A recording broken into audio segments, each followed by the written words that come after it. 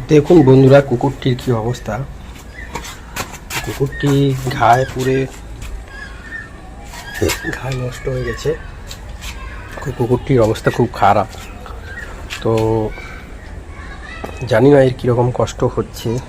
তো যদি আপনার কোনো খাবার যদি বেড়ে থাকে, খেতে খেতে যদি অবাঞ্ছিত খাবারগুলো অবশ্যই রাস্তার কুকুরদেরকে দেবেন।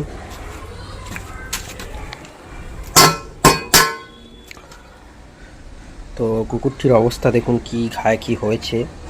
আশা করি কুকুরটি আর ভগবান নাই করুন কিছুদিন বাঁচবে। পুরো গোটা গায়ে ঘায়ে ভর্তি হয়ে গেছে কুকুরটি। তো এইভাবে দেখুন, এইরকম এখনকার দিনে মানুষের থেকে কুকুর বা প্রাণীদের মনুষ্যত্বটা অনেকটাই বেশি। যেটা মানুষের ক্ষেত্রে খাটে মনুষ্যত্ব, সেটা কুকুরের ক্ষেত্রে হয় এখন।